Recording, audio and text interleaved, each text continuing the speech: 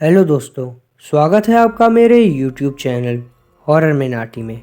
और मैं आज आपको अपने व्यूअर्स की भेजी कुछ सच्ची और डरावनी कहानियों के बारे में बताना चाहता हूँ। तो अगर आपको ऐसी ही बेहद डरावनी हॉरर स्टोरी सुनना पसंद है तो मेरे YouTube चैनल हॉरर मिनाटी को सब्सक्राइब करना ना भूलें, ताकि मैं और इंटरेस्टिंग हॉरर स्टोरीज आगे भी आप लोगों के लिए लेके आता रहूँ। आगे की स्टोरी मैं अपने व्यूअर्स के ही पॉइंट ऑफ व्यू से कंटिन्यू करूँगा। हेलो दोस्तों, मेरा नाम एडवर्ड है। मैं आज आपको कुछ सच्ची डरावनी कहानियों के बारे में बताना चाहता हूँ, और वो भी अलग अलग शहरों की। तो पहली कहानी है कैलिफोर्निया की। शुरू करते हैं। कैलिफोर्निया के तट पर एक विशालकाय जहाज क्वीन मैरी पर्यटकों के साथ साथ भूतों का भी प्रिय स्थान है।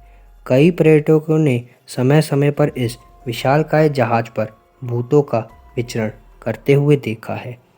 इस 12 मंजिला जहाज की सजावट अद्भुत कलाकृतियों से की गई है, जो पर्यटकों को अनायास ही अपनी ओर आकर्षित करती है।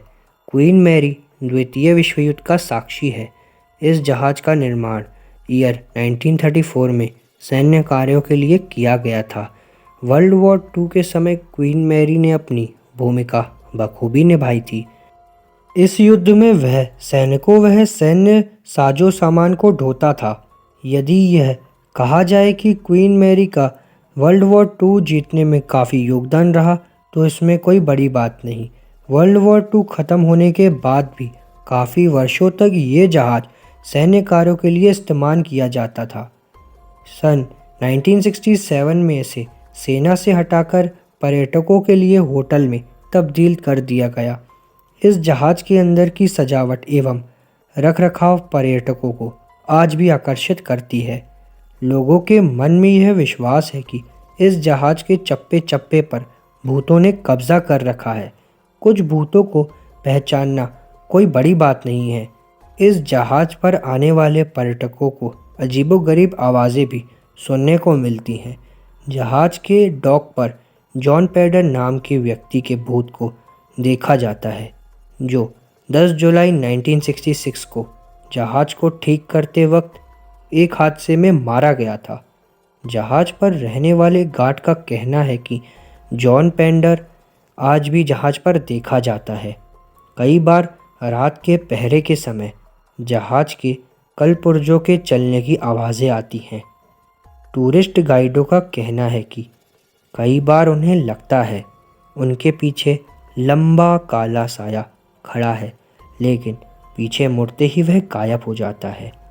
लोगों द्वारा जहाज के स्टोर रूम में बच्चों के खेलने की भी कभी कभी आवाज़ें आती हैं। उसी तरह जहाज के स्विमिंग पूल पर भी हंसने व चिल्लाने की आवाज़ें रात में आती हैं। इस स्विमिंग पूल में 2 औरत एवं एक लड़का डूब गए थे, जो आज भी यहाँ देखे जाते हैं। लोगों को स्विमिंग पूल के निकट टूरिस्ट गाइड के बिना जाना मना है। जहाज के किचन के बारे में कहा जाता है कि वर्ल्ड वॉर 2 के समय किचन में रसोइये द्वारा अच्छा खाना नहीं बनाने के कारण जहाज पर दंगा हो गया था, जिसमें लोगों ने रसोइयों को मारकर तंदूर में डाल दिया था। क्वीन मैरी जहाज पर भूतों का कब्जा होने से यह पर्यटकों के लिए आकर्षण का केंद्र बना हुआ है। कई बार पर्यटकों को लगता है कि जहाज पर उनके अलावा कोई और भी है, पर जांच करने पर कुछ पता नहीं चलता है। पर मुझे तो यह अवश्य लगता है कि जहाज पर भूतों का डेरा है। यह दूसरी कहानी शुरू होती है 1930 में, जब आर्चर एवेन्यू से गुजरने वाले तकरीबन हर कार चालक की मुलाकात सफ़ेद कपड़ों में सजी धजी युवती से होने लगी। कुछ का कहना था कि वह सुंदर युवती उनकी गाड़ी के आगे कूदने की चेष्टा में रहती है। कुछ ने उसे ओ हेनरी ब्राउन बॉलरूम में पाया और उनके साथ डांस व बात करने के बाद उसे घर छोड़ने का प्रस्ताव किया। वह गाड़ी में बातें करती आई और आर्चर रोड स्थित कब्रिस्तान के गेट आते ही गायब हो गई। कुछ ने उसे सड़क किनारे चलता देखकर लिफ्ट भी दी। ज़्यादातर लोगों ने उसका एक ही हुलिया बताया, हल्के रंग के घुंघराले बाल, नीली आंखें, सफ़ेद रंग की पार्टी ड्रेस, हल्की सी शॉल, डांसिंग शूज़, वह एक छोटा सा पर्स टांगे हुए एक सुंदर लड़की, उम्र करीबन 19 साल। कुछ अनुभव और भी ज़्यादा डरावने थे। कार चालकों को अचानक अपनी कार के आगे आगे भागती एक लड़की दिखाई देती और गाड़ी की आवाज़ के आगे उससे टकरा जाती। वह हड़बड़ाहट नीचे उतरते तो चारों ओर सन्नाटे के सिवा उन्हें कुछ नहीं मिलता। कुछ को युवती दिखाई देती और इसके साथ ही उनकी गाड़ी उसमें से पार निकल जाती। पीछे देखने पर वह सड़क पर खड़ी मिलती। इसके बाद भयभीत ड्राइवर अगले पुलिस स्टेशन में अपनी कहानी सुना रहे होते। अधिकतर शोधकर्ता इस कहानी पर सहमत थे कि वह लड़की मैरी थी, जो नए साल की शुरुआत में अपने बॉयफ्रेंड के साथ ओ हेनरी बॉलरूम में डांस करने आई थी। किसी बात पर उससे झगड़ा होने पर वह पैदल ही सड़क पर चल दी और किसी गाड़ी से टकरा गई। ड्राइवर उसे वहीं उतारता छोड़कर भाग गया। उसके परिजनों ने उसे सफ़ेद ड्रेस व डांसिंग शूज़ के साथ ही दफना दिया। तब से उनकी आत्मा आर्चर रोड पर भटकती रहती है। यूँ तो मैरी से मिलने ही अनेक कहानियाँ सामने आई हैं, लेकिन 10 अगस्त 1976 की रात वह न सिर्फ दिखाई दी, बल्कि 10:30 बजे कब्रिस्तान से गुजरते एक कार चालक ने सफ़ेद ड्रेस में एक लड़की को गेट की लोहे की सलाखें पकड़े देखा, जो उन्हें तोड़ने की कोशिश कर रही थी। चालक ने पुलिस स्टेशन में रिपोर्ट दर्ज कराई कि शायद कोई लड़की गलती से कब्रिस्तान के अंदर बंद हो गई है। तुरंत पुलिस वाले वहां गए, लेकिन पूरा कब्रिस्तान में कोई न मिला। लेकिन गेट की हालत जहां चालक ने लड़की को देखा था, वहां उनके रोंगटे खड़े हो गए थे। उन्होंने पाया कि 2 बड़ी बड़ी सलाखों को उखाड़कर उमेड़ दिया गया था। गेट पर खुरेचे जाने के निशान थे और उंगलियों के भी, जैसे वह किसी बहुत गर्म मोहर से छापे गए हों।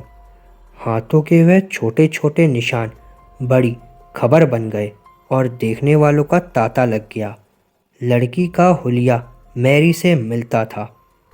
कब्रिस्तान के अधिकारियों ने कहा कि सलाखें एक ट्रक के टकराने से मुड़ी थी। वह उंगलियों के निशान एक मरम्मत करने वाले मजदूर के थे। इस पर किसी ने यकीन किया ही नहीं। 1970 से 1980 के बीच उसकी कहानियाँ बहुत चली। यह वह समय था जब कब्रिस्तान की मरम्मत चल रही थी और मैरी को शांति नहीं मिल रही थी। यह तीसरी कहानी इंग्लैंड की है। इंग्लैंड के लिसेस्टरशायर नामक स्थान की बॉसवर्थ नामक भवन में पिछले 300 सालों से उस घर के मालकिन की प्रेत आत्मा भटक रही है। वैसे ही यह प्रेत आत्मा अन्य भूत प्रेतों की भांति रात में ही भवन में इधर से उधर मंडराती रहती है। यह चुड़ैल बच्चों को हमेशा उपहार प्रदान किया करती है। जब बच्चे घरों से रो रहे होते हैं तो चुपचाप उनके पास पहुंचती है और बगल में उपहारों के पैकेट रखकर गायब हो जाती है। जब बच्चों को अपने उपहार मिलने लगे तो यह चर्चा जंगल में आग के जैसे सर्वत्र फैल गई। पता चला कि एक प्रेत आत्मा ही बच्चों को उपहार बांटती है। बॉसवर्थ नामक विशाल भवन को सर डिसियागो ने बनवाया था। उनकी उम्र लगभग 28 से 34 वर्ष के करीब रही होगी। एक दिन उन्हें क्लब की युवती से प्रेम हो गया। उसे उन्होंने बिना शादी के अपने घर में रख लिया। कुछ दिन तो मौज मस्ती से गुजरे, लेकिन एक रात को सर डिसियागो की भवन की छत से गिरने पर मौत हो गई। अब डिसियागो की कुंवारी पत्नी को ही विशाल भवन की देखरेख करनी पड़ी। रात्रि में वह बिस्तर पर करवटें बदलती तो उसे डिसियागो की याद सताती रहती। उसकी आंखों में आंसू भर आते। वह आंसू भरी आंखें लेकर बरामदे में लगी डिसियागो की आत्मकत तस्वीर के पास जाती और एक ही बात कहती, काश मेरी गोद में कुछ होता, एक बच्चा होता जिसके सहारे मैं अपनी ज़िंदगी काट लेती। बच्चों को देखकर वह आपे से बाहर हो जाया करती। अब डिसियागो ने कहा, यदि तुम्हें बच्चों से इतना ही प्यार है तो उन्हें उपहार देना शुरू कर दो।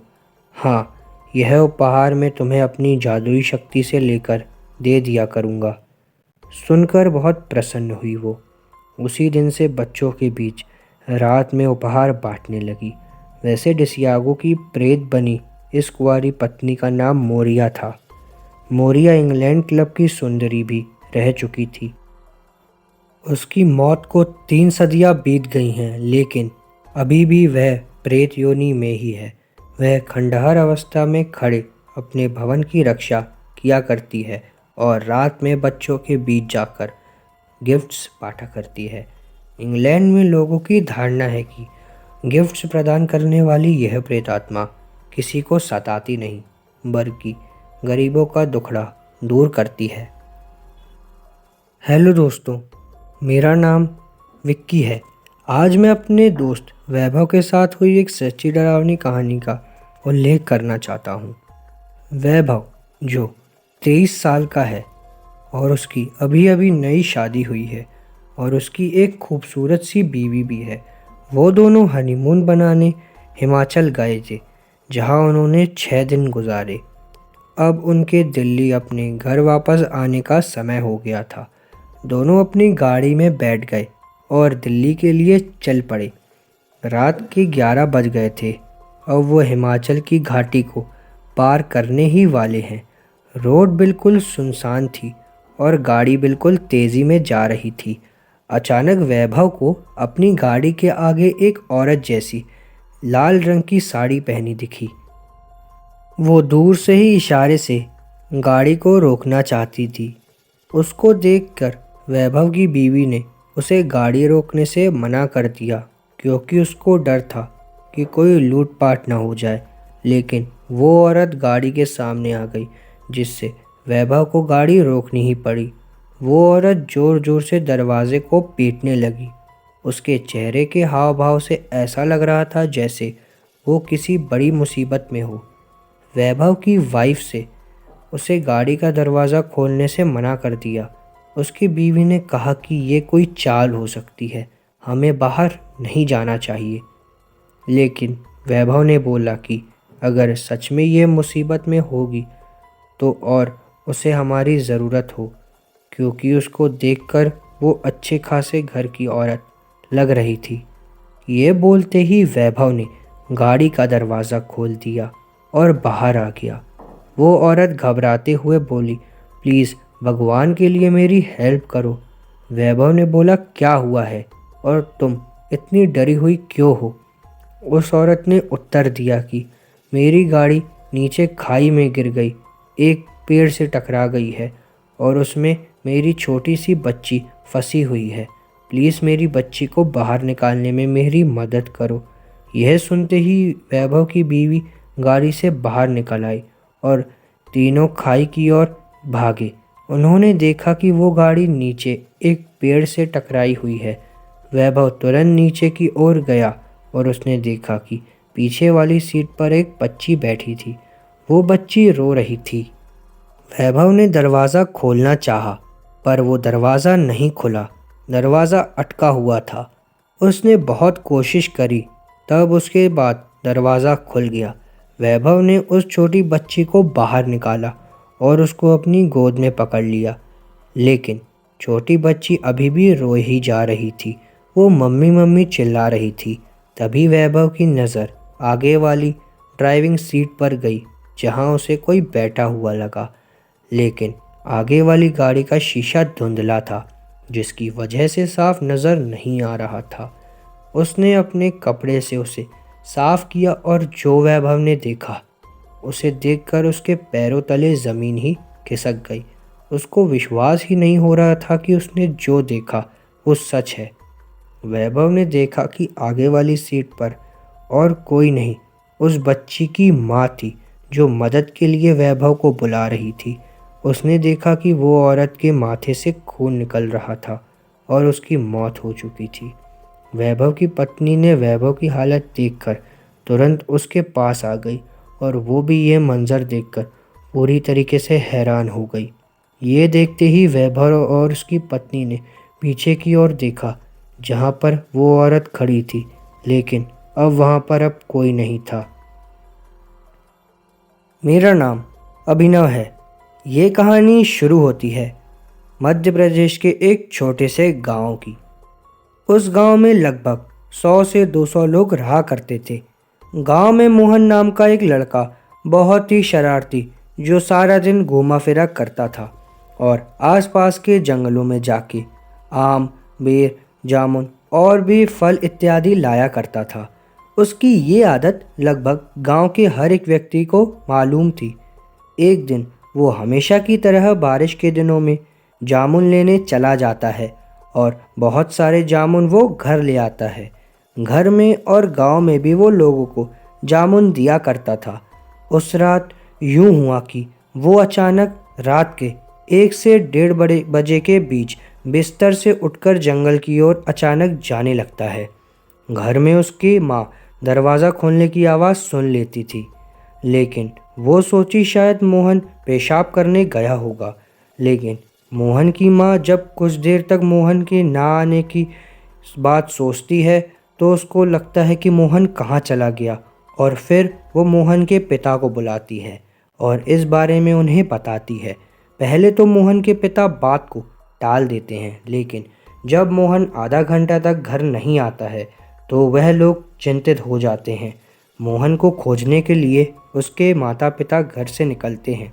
रात के 1 से 2 बजे इतनी गहरी और ऊपर से बरसात का महीना, मंजर भी काफ़ी डरावना बना रहा था।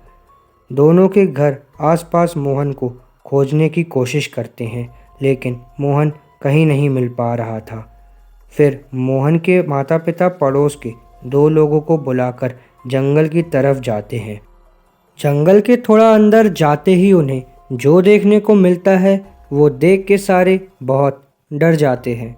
वो लोग देखते हैं कि मोहन कुछ बिना सिर वाले भूत के साथ नाच रहा है। मोहन का चेहरा भी काफ़ी डरावना दिख रहा था। ये सब मंजर देखकर उन लोगों के पसीने छूटने लग जाते हैं। उन लोगों में से किसी की हिम्मत नहीं हुई उसके पास जाकर मोहन को बुला लाने की। फिर वो लोग निर्णय करते हैं कि गांव के 50 से 60 लोगों को मशाल के साथ जंगल में ले जाएंगे। तुरंत वो लोग गांव से लोगों को बुलाकर लाते हैं और जब वो लोग आ जाते हैं तो भूत वहाँ से गायब हो चुके थे और केवल मोहन अकेला बेहोश होकर पेड़ के नीचे पड़ा हुआ था। मोहन के माता पिता उसे बेहोशी की हालत में उठा के गांव ले आते हैं और सुबह होने का इंतज़ार करते हैं।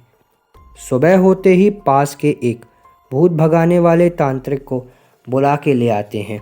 जब वो तांत्रिक मोहन को ठीक करने की कोशिश करता है तो मोहन अचानक आँख खोलते ही तांत्रिक के ऊपर हमला कर देता है। फिर तांत्रिक कुछ पूजा पाठ करके उसके अंदर जो बुरी आत्मा प्रवेश की थी उसे निकाल देता है। अब अचानक मोहन पहले जैसा हो जाता है। तांत्रिक मोहन के माता पिता को बोलता है कि जंगल में इसे भेजना ठीक नहीं है और वहाँ भूत प्रेत आत्माओं का वास है। आप लोग जंगल में से ना ही जाने दें तो बेहतर है।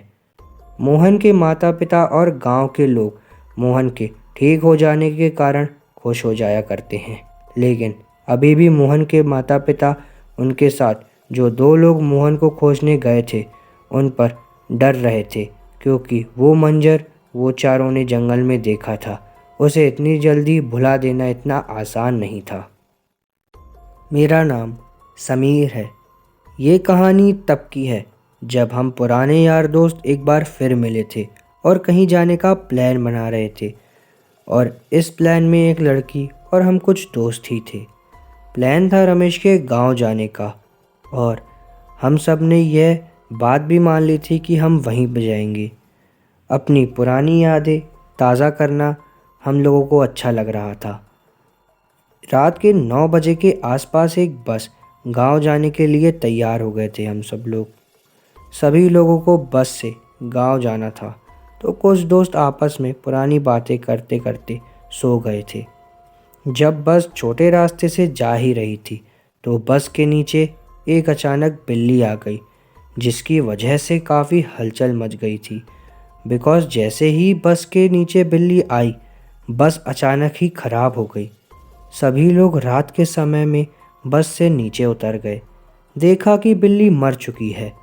इस पर जो लड़की हमारे साथ आई थी वो कहने लगी कि यह अपशगुन है। बस के नीचे बिल्ली आना कोई अच्छी बात नहीं है। पर उसके कुछ दोस्तों ने सोचा कि ये कुछ नहीं है, क्योंकि अंधेरे की वजह से बिल्ली को रास्ता नहीं दिखा होगा, इससे वह एक्सीडेंट में शिकार हो गई होगी। बस का ड्राइवर नीचे उतरकर बस को ठीक करने लगा और यह लड़की अपने दोस्तों के अलग होकर थोड़ा देखने लगी तो उसे एक पेड़ के नीचे एक बूढ़ी औरत बैठी दिखाई दी। दूर से साफ तो दिख नहीं रहा था।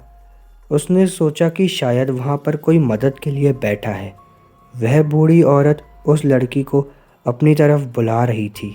लड़की ने सोचा कि शायद उसको मदद की ज़रूरत है, तो वो उसके पास चली गई। नज़दीक गई तो वह बूढ़ी अपना सर झुकाकर बैठी हुई थी और हाथ हिलाते हुए उस लड़की से पूछा कि क्या आपको कुछ मदद चाहिए। बूढ़ी औरत ने कहा कि मुझे भी साथ ले चलो, और लड़की डर गई। सोचने लगी कि पता नहीं कौन है ये।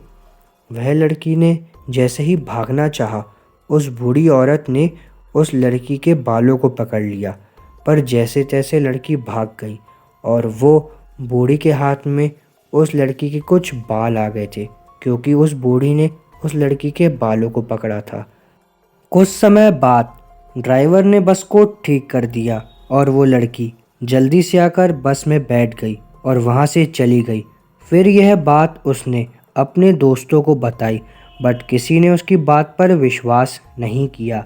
लड़की को आज भी वह बूढ़ी औरत बार बार दिखाई देती है, कभी किसी सुनसान सड़क पर तो कभी कमरे में या कभी बालकनी में। आज भी उस लड़की को बूढ़ी औरत दिखती है। हेलो दोस्तों, मेरा नाम तुषार है।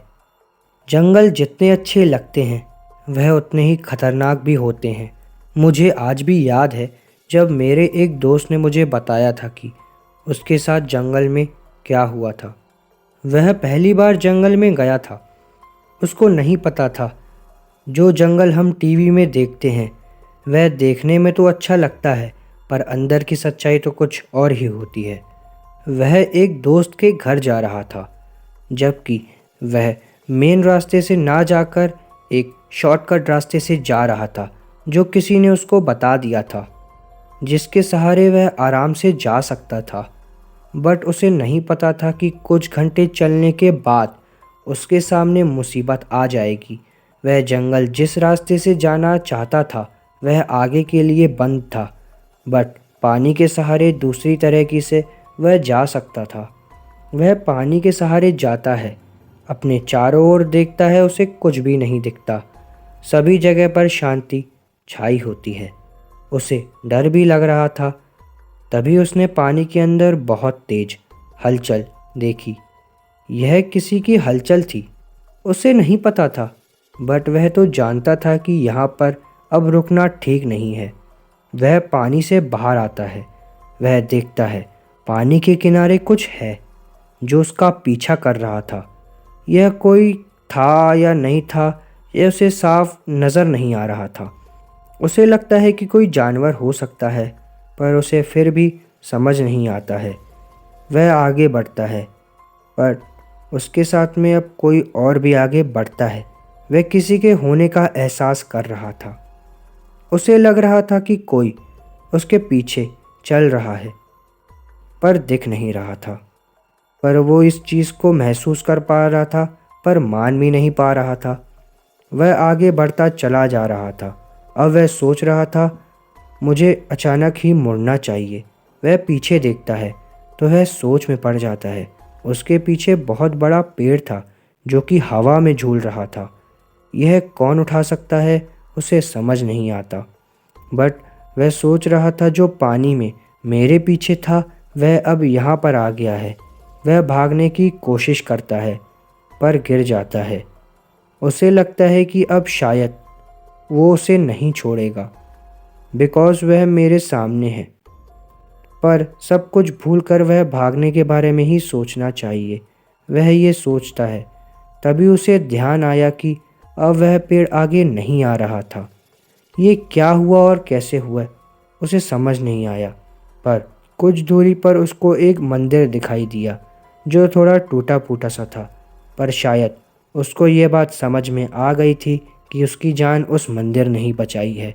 फिर वो मंदिर का शुक्रिया अदा करता है और सीधा अपने दोस्त के घर पहुंचता है और सारी घटना जो उसके साथ हुई अपने दोस्त को सुनाता है। हेलो दोस्तों, मेरा नाम राहुल है। आज मैं आपको एक खौफनाक गली के बारे में बताना जा रहा हूँ। एक ऐसी गली जो अपने में खुद ही एक कहानी है। इस गली में बहुत सी खौफनाक यादें दफन हैं। इस गली के बारे में कुछ किस्से ऐसे हैं जो बेहद ही डरावने और दिल दहला देने वाले हैं। जिस गली नंबर 18 के बारे में मैं आपको बताने जा रहा हूँ, वो गली वेस्ट बंगाल के कोलकाता शहर में है। ये गली बेहद ही सकरी और लंबी है। आज इसके बारे में मैं आपको बताऊंगा। वैसे तो मैं जॉब कोलकाता में करता हूँ, पर रहने वाला मैं दिल्ली का हूँ और अभी तक मेरी शादी भी नहीं हुई है। अब मैं आपको गली नंबर 18 के बारे में बताता हूँ। मैंने बहुत से लोगों से इस गली के बारे में सुना है।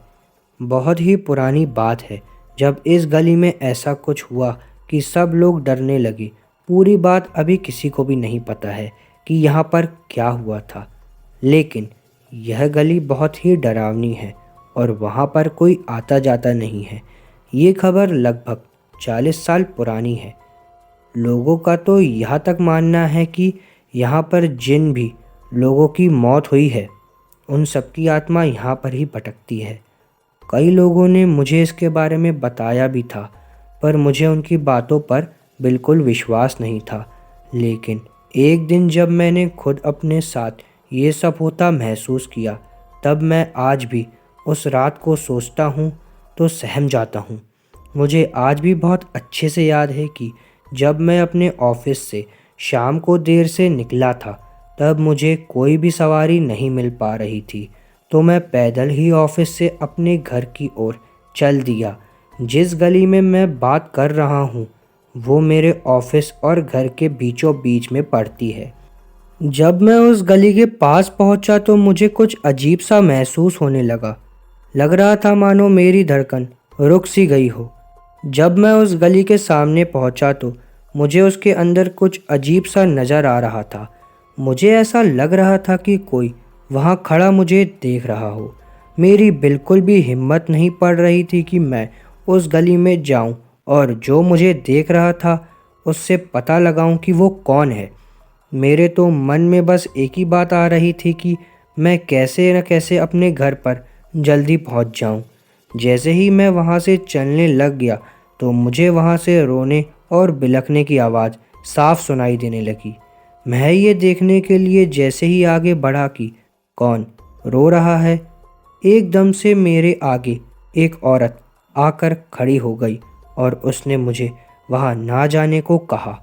मैंने उससे कहा कि वहां पर कोई रो रहा है, तो उसने कहा कि वहां पर जो भी है वो सब मरे हुए लोग हैं जिनको कुछ साल पहले मरवा दिया गया था। वो पहले रात को रोते हैं और बाद में ये चाहते हैं कि कोई यहाँ गली में आए और हम उसको भी वैसे ही मार डालें जैसे कि हमें कभी मारा गया था। इसलिए तुम्हारी भलाई इसी में है कि तुम यहाँ से वापस अपने घर चले जाओ। कभी भी इस गली में आने का भी मत सोचना। उस दिन के बाद मैं कभी उस गली की तरफ मुड़कर नहीं देखता। मेरा नाम अभय है और ये जो बात आपको मैं बताने जा रहा हूँ, ये बात मुझे मेरे नाना जी ने बताई थी और जहाँ पर ये घटना हुई थी वहाँ से आज भी रोने और बिलखने की आवाज़ें आती है। ये बात तब की है जब एक अस्पताल 350 साल पहले तकरीबन बनवाया गया था और मेरे नाना जी ने मुझे बताया था कि यहाँ पर एक लड़के की ऑपरेशन के दौरान मौत भी हो गई थी। तब से उस लड़के की आत्मा उस अस्पताल में भटकती है। रात ढलते ही कोई भी इंसान उस रास्ते से नहीं गुजरता है, क्योंकि उस लड़के की आत्मा राहगीरों को परेशान करती है। हालांकि मैं नाना जी की बताई पुरानी भूतहा कहानी में ज़्यादा विश्वास नहीं करता था। एक रात मैं अपने 3 दोस्तों दिनेश, विकास और आकाश के साथ रात को बाइक में घूम रहा था। तभी मेरे एक दोस्त ने मुझसे सरोज हॉस्पिटल वाले रास्ते से चलने को कहा। हम में से कोई भी ज़्यादा भूत प्रेतों पर विश्वास नहीं करते थे और हमने उस रास्ते से जाने का विचार किया था। उस समय रात के 11 बज चुके थे। हम तीनों ने ये बात अपने परिवार वालों को नहीं बताने का वादा किया और उस रास्ते पर निकल पड़े।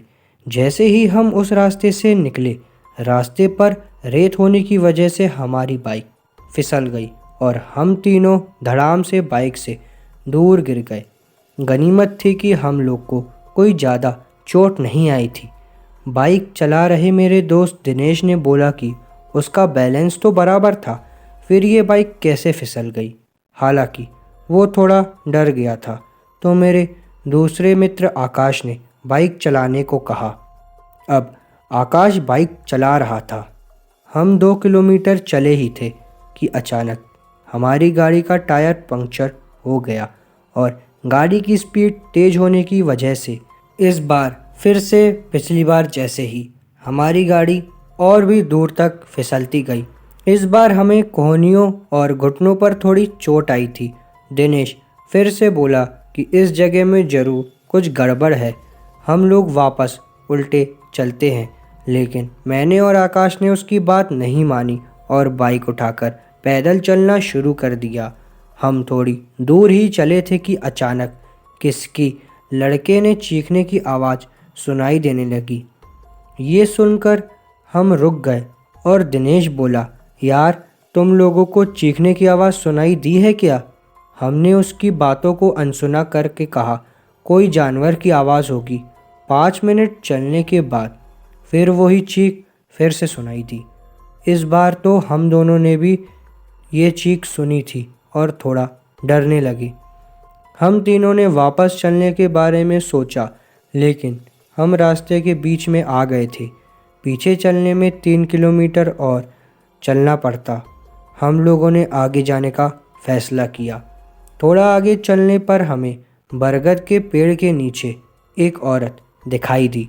इतनी रात को अकेली औरत को देखकर हमारे तो रोंगटे खड़े ही हो गए थे।